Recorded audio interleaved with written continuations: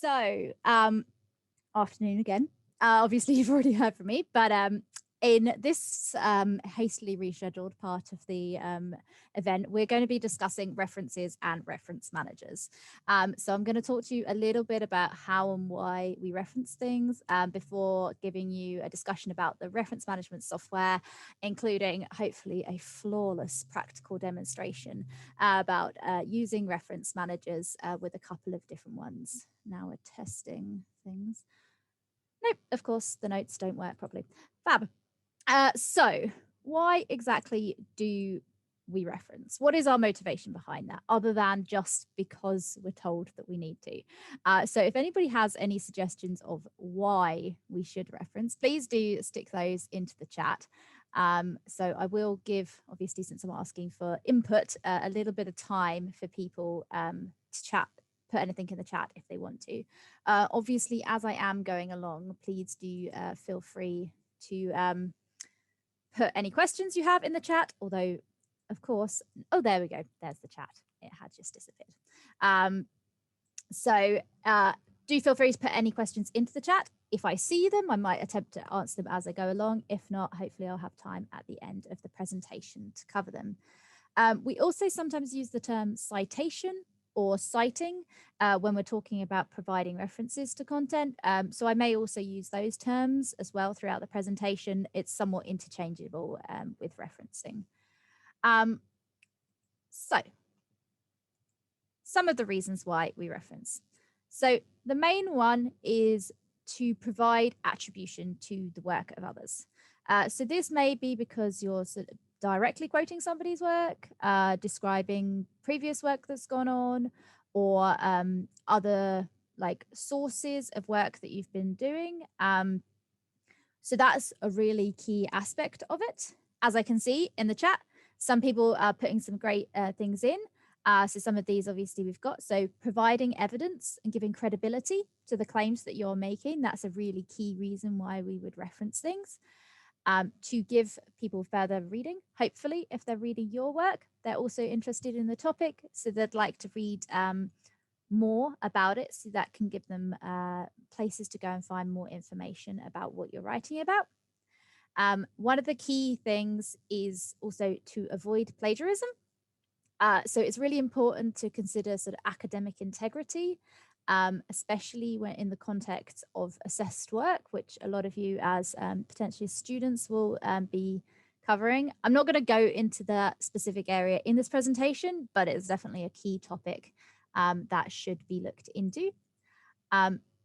So as a general rule of thumb, if something isn't common knowledge, so basically you can assume that somebody will know it, which varies dependent on the context in which you're writing. And if it's not based on your data results or opinions, then you should be referencing it. It does also depend a little on the context of where you're putting it. So in this presentation, you'll see we mostly provide links rather than fully formatted references. This is because the type of resource that we're pointing to, but also the informal nature of this presentation. If we was instead writing an article or a paper, I'd be putting them in a proper formal reference style. So where are some places that you might go to find? So the first place that you probably want to start is doing a literature search, and an obvious place to start with these is an institutional library. From there, you can branch out into literature databases. And there are a number of different platforms. Some are openly available. So you've got Google Scholar and Core on here. Those are openly available. And some are subscription-based. So Web of Science and Scopus, those are two subscription-based searches.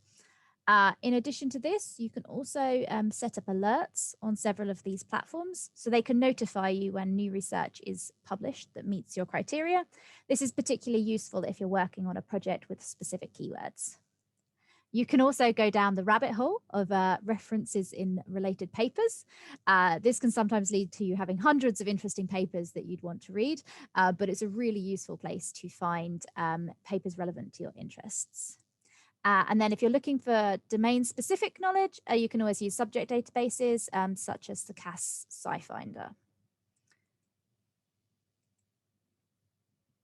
So I'm going to go quickly just a little bit about the different types of references. There are so many different types of references, many more than we could possibly cover in this presentation, but these are ones commonly encountered in the physical sciences. So we've got white literature, which is often referred to things in formal publishing, so books and journals. Grey literature generally covers most things kind of outside of those traditional ones, conference papers, reports, press releases, fact sheets, websites, which can vary from very sort of formal and structured websites down to something temporary or that somebody has put on maybe a blog or something like that. It's also becoming much more common to have data as its own citable output, where you will actually be able to reference to the specific data set rather than potentially a paper that might have contained some data. And then alongside that, there are other things such as software and images, which are also becoming more commonly citable. And another factor in doing this is also to consider licensing and reuse. So it's not specifically necessarily about referencing as such, but it's particularly important, especially around like images and data, which again, I won't cover that in this presentation, but it's definitely worth looking into if you're going to be using or looking into using data and images from other sources as to how you are able to reuse them and how you attribute those. So a key thing about a reference is that you want it to include enough information that if somebody else were to pick up your reference list, they would be able to go and find the specific resource that you were referring to. A lot of these requirements for what needs to be, what's stipulated to be included, varies between the resource type and also the reference style that you're going to be using. And these are all mandated in the style guides for those specific styles. But in general, they include names of authors, titles, publishing places, the date. And also, in addition to this, for a lot of the newer resources, it's possible to include a DOI. So this stands for a digital object identifier, and it's an identifier that will uniquely identify a record. Most frequently, I've encountered it when talking about online journal articles, but it allows a reader to easily locate that specific article. So where possible, I advise trying to include those in your references because it's really helpful when you're reading the reference list to know exactly where to go to find it. So I'm going to give a couple of examples of how we use a reference. So most of the time, you'll probably be doing this when you're writing a paper, maybe your dissertation or a report or something like that. And most of the time, you're going to be using an in-text citation. So this is where the identifier for the item. So in this case, you can see the braces with the numbers 1 and 2. Those are the identifiers for the references. They're included in the main body of my text. And then the full details of the source is then included in a reference list at the end of the document. So that's the section in gray on this specific example. So the exact formatting of this identifier and reference list varies depending on the reference style. You'll hear that quite a lot throughout this presentation, but it is always the same. It always depends on which referencing style you're using. So obviously, so these are two examples of an in-text citation and their reference list entries. The first is for a journal article, in fact, something from my PhD research, and the second is for a book section. In both of these examples, I've used the ACS, so that's the American Chemical Society referencing style. And you can see it includes the names of the authors, the titles, year of publication. And in fact, in both of these cases, it does actually provide that DOI that I mentioned, which allows the reader to easily locate the resource. In some cases, you can also present a list of sources that have been used as background reading. Somewhat confusingly, this and the reference list are both often referred to as bibliographies. But when doing the list of sources, they're not necessarily items that are referred to at a specific point in your text, but just sort of things that have been used as background information. Commonly, you might find these at sort of at the end of a book chapter or potentially alongside a module as kind of further reading lists. So as I have alluded to, a lot of things depend on the referencing style you're using. There are a lot of them, probably far more than you could ever need. But in the sciences, a number of the popular styles are, so the American Chemical Society, there's the American Institute of Physics, Institute of Electrical and Electronics Engineers, the Royal Society of Chemistry, and Vancouver, but that's mostly used in sort of medical sciences. So another common referencing style that you're likely to encounter is the Harvard referencing system, although generally this is less used in the physical sciences. Most of these referencing styles that I've listed there, they all present their references as numbered in the in-text citation, so how I presented the examples on the previous slide, rather than using the author date format, which is how the Harvard referencing style will present it. But different journals or different departments in the different domains will give a different requirement for how they expect the references to be styled. So do make sure you check.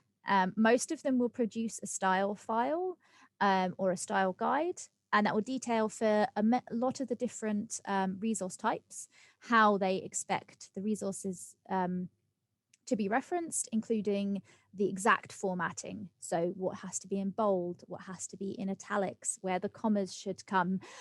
So do read those and try to like abide by them where possible.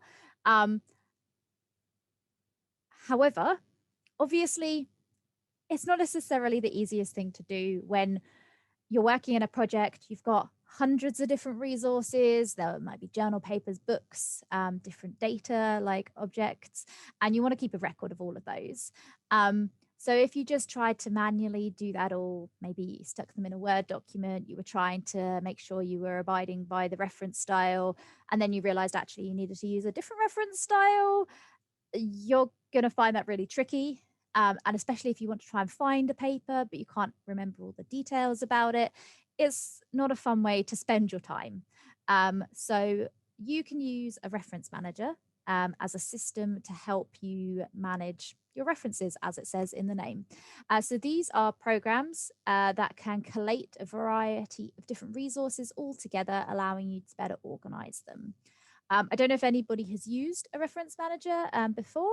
If you do already use a reference manager, why don't you put which one you use in the chat, and maybe something you either find good or bad about it.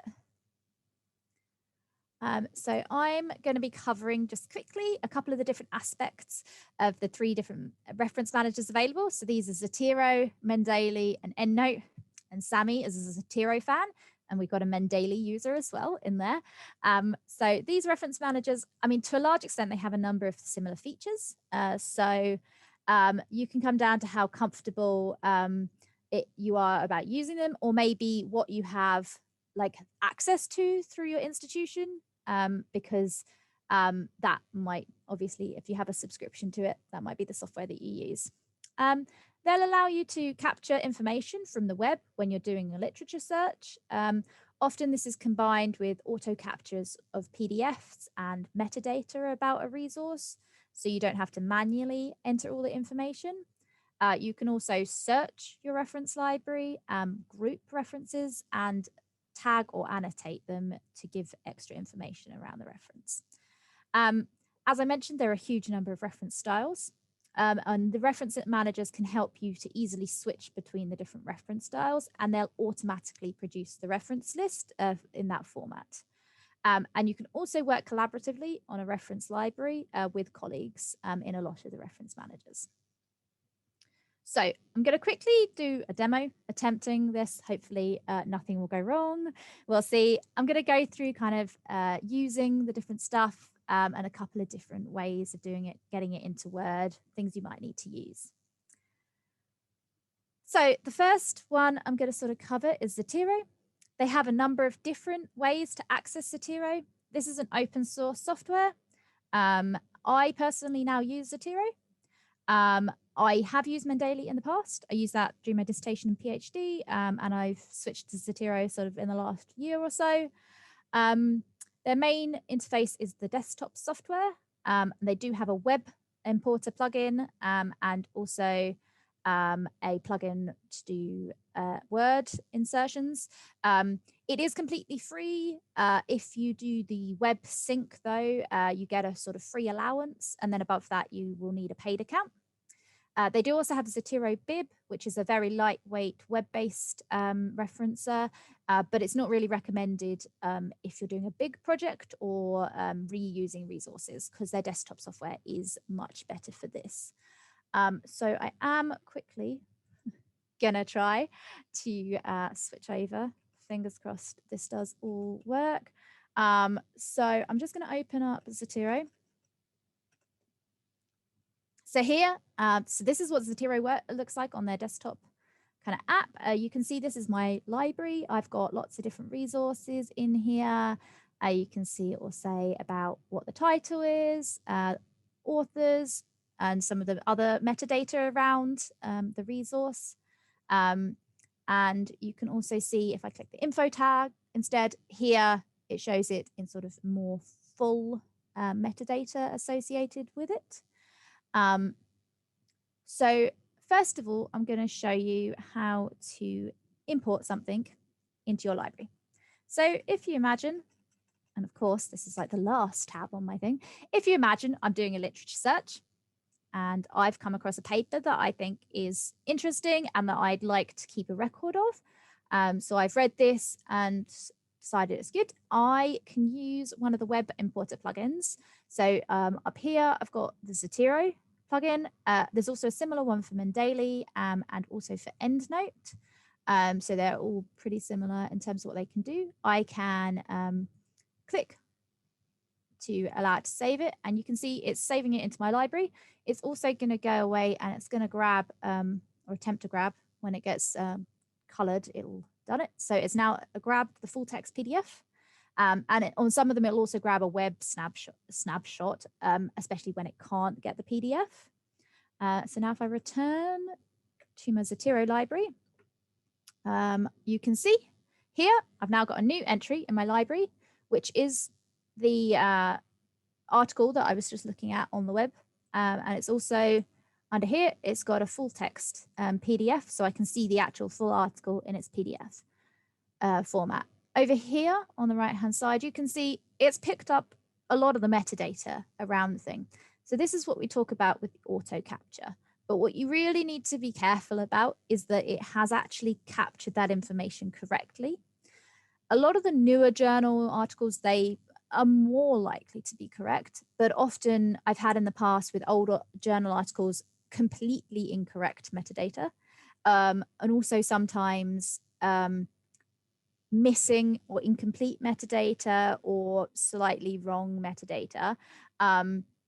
Also sometimes, like if you're looking at a web page and the web page is showing a book reference, it might capture the metadata for the web page itself and not the metadata for the book that you actually want to have it for.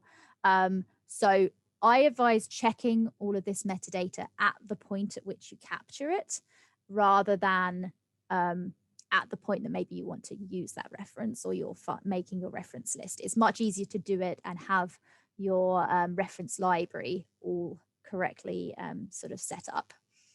So I'm just gonna switch back. So to the correct bit. So Mendeley has a lot of similar features. Again, a desktop software, two different versions of desktop software, in fact, a Word plugin and also a web importer. This is also free for their the base plan, but above that you need above a certain storage limit, again you'll need a paid plan.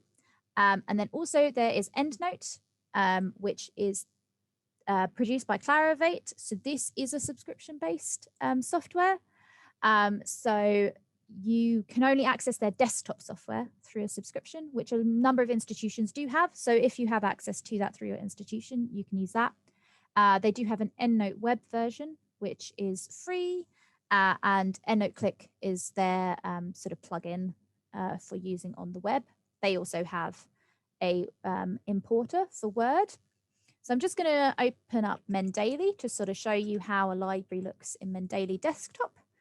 So here you can sort of see I've got, again, a number of different documents. You can sort of click on it, and here you can see that it's, again, got lots of metadata associated with it. You can sort of see like the types of it.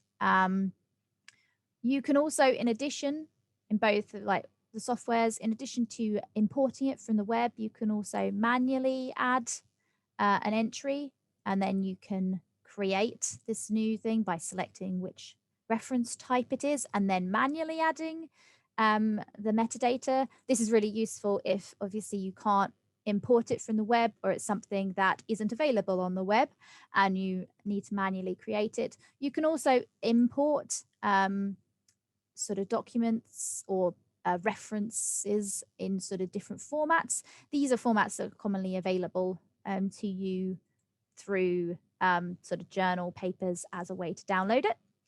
And you can also put them into folders to organize them, and also put sort of notes about them, or also in Zotero. It will allow you to tag the article. Here it's automatically added tags that are associated with that paper, but you can also manually add some tags. So I'm just quickly going to shift over to Word. So here I have a report that I am writing. You can see, obviously, I've got a lot of my text in here. I've started to add a couple of references into my document, but I've got other references that I want to add. I tend to leave myself reminders about adding references using what's called a citation key. Usually these are formed with the the primary author and the year in which it's published. These are also commonly used in BibTeX and LaTeX. So if you come to our version control and LaTeX event, we'll be talking about those a little bit more.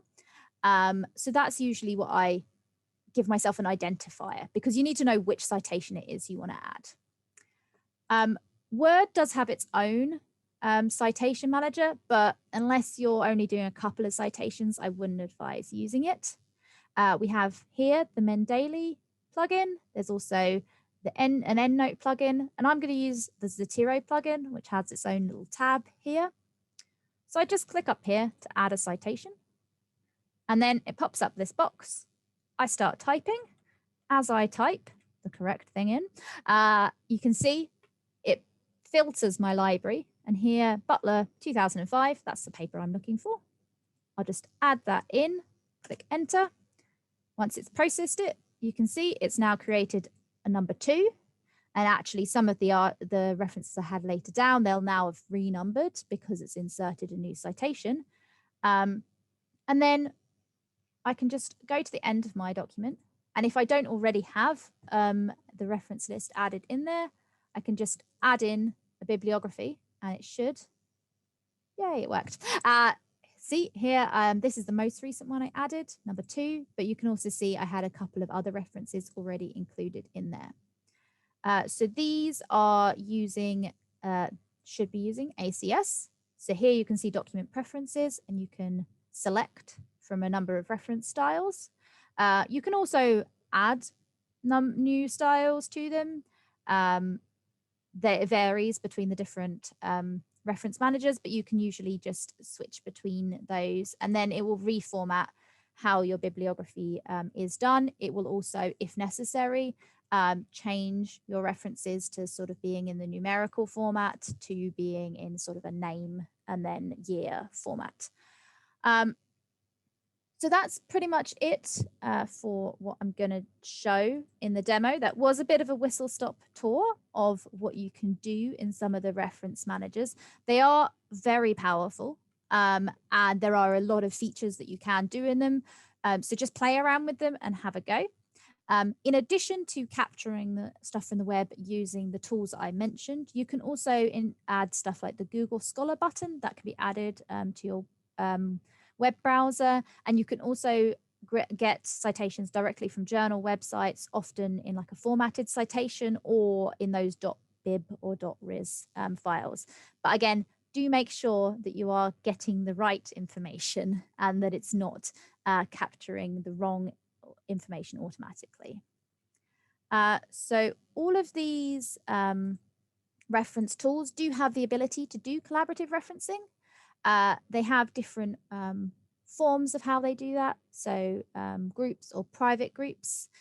You can also edit a BibTeX file, which sort of underlies these databases in a shared folder.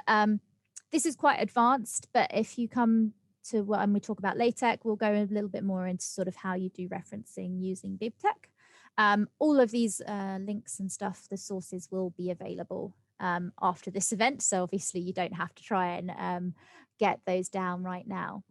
But just sort of to round up, what are a few top tips?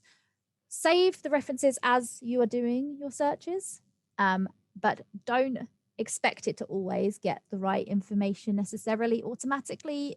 You shouldn't just blindly trust that what it's getting down is correct. So make sure you do those, fix those when you get the references down. This should be obvious, but I'm going to say it here anyway. Don't reference something that you haven't read. Make sure that everything that you are putting into your references is something that you have actually verified and read, and not just sticking it in because everybody else references it or because somebody told you to stick it in. So yeah, that's a key part. Check which style file or style guide you should be using, and then make sure that your reference manager supports it. If it's something you're going to be using for like a year's worth of reports, if your reference manager doesn't support it, then either see if it can support it, or maybe think about using a different reference manager to make your life easier. And since Sam made a comment earlier about having lost several years of references, back up your reference library, because once you've spent a lot of time creating your reference library, you don't want to have something sort of come along and corrupt it, because that's a lot of work and you don't want to lose it. So where can you go for more information? So the primary place I'd say go and have a look for information, university libraries. A lot of the universities provide openly accessible guides to how to do referencing. I've linked the Southampton one here. They have some excellent pages on some of these guides on how to do things, how to use some of the reference managers. Referencing style guides, I've included a few links in the sources at the end of this. There's also a good subscription-based website called Cite Them Right. Some institutions will also have access to this. So if you do have access, it's worth checking those out. And then also the reference manager user guides. They're quite good to go and see as well. So I think the end of this is just some further reading sources. So obviously I will put those links sort of in the slides. I might just make the full slide deck available. Yes, check out our other events.